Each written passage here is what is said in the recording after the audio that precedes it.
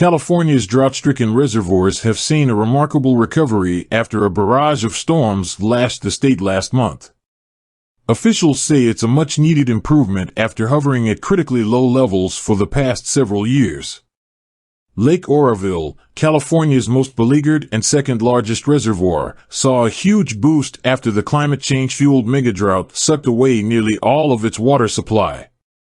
Before and after photos show incredible improvement at the reservoir, which as of this week stood at 115% of the historical average for the date, a notable jump from just 61% in February 2021 and 77% in 2022.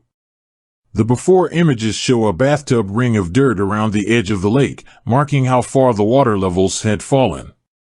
By late January, the after images showed the bathtub ring was underwater once again. However, for every day it doesn't rain or snow during our wettest months, we are drying out, Margaret Moore, Deputy Director of Communications for the California Department of Water Resources, told CNN. A lot of uncertainty remains about the next 2 months, and water managers are maintaining reservoirs to hold as much water supply as possible while also managing flood control requirements and preparing for spring runoff. California has spent years in desperate need of rain to replenish its reservoirs. The situation was so dire at Lake Oroville in August 2021, a major hydroelectric power plant was forced to shut down for the first time since it opened in 1967 due to low water levels. The reservoir plunged to just 24% of total capacity in 2021. The lake's water level sat well below boat ramps and exposed intake pipes, which are used to send water to power the plant. Shutting down the Edward Hyatt power plant served as a wake-up call to how significant the drought had become. The plant is the fourth largest hydroelectric energy producer statewide, according to the California Energy Commission, with the ability to power up to 800,000 homes when operating at full capacity. About 13% of the state's electricity was generated by hydroelectric power plants as of 2018. Although Oroville's water levels remained well below average in 2022, storms last winter brought record-breaking precipitation to the Sierra Nevada, which gave the lake's levels a much-needed boost. The California Department of Water Resources operates the State Water Project System, which includes Lake Oroville, and provides water to 29 public water agencies serving 27 million Californians and 750,000 acres of farmland. As the drought continued across much of the state, officials still had to figure out a way to conserve California's rapidly dwindling water supply. They announced in May 2022 water agencies relying on the state project would only receive 5% of water requests, which went into effect in December 2022 and was supposed to go through this year.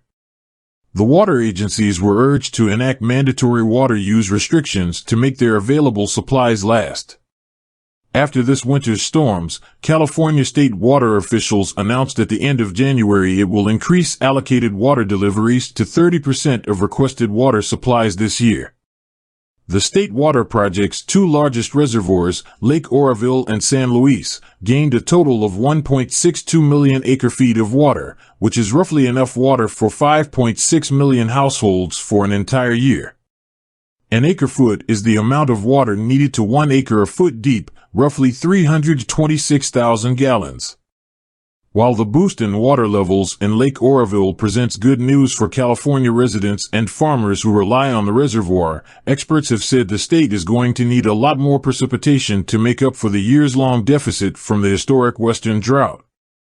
Groundwater, in particular, has been much slower to recover than reservoirs. These underground aquifers, which much of California's Central Valley relies on, still have a long way to go before they are completely replenished from the prolonged, unrelenting drought. Carla Namath, director of the Department of Water Resources, warned during the state's February 1st snowpack survey this month was not looking promising for more rain and snow. I will point out that this is a traditional wet month that is actually starting off pretty dry, and given where the forecasts are, that dryness is expected to continue, she said. What is happening with climate is the timing of that peak, precipitation, is also changing, Namath added. So we really don't know, here on February 1st, whether or not this is the peak of our snowpack, and those are really important data points that help us manage water in California. Lake Oroville, just one piece of the puzzle in the larger Western water crisis. While the storms did help reservoirs across much of California, the Colorado River Basin, which supplies water to roughly 40 million people in 7 western states and Mexico, has been drying up at an alarming rate. The Colorado River feeds Lake Mead and Lake Powell, the 2 largest reservoirs in the country. Record low water levels in both lakes have triggered mandatory water cuts for some western states in the last year. Lake Powell hit a new record low this month, and Lake Mead has been hovering just above its record low set last year. It's all an example of how human-caused climate change is transforming water systems around the world, cranking up temperatures and making droughts more severe and frequent. Over the next 2 months, it is important that we still see periodic rain and snowstorms to keep an above-average pace for our precipitation totals, Moore said.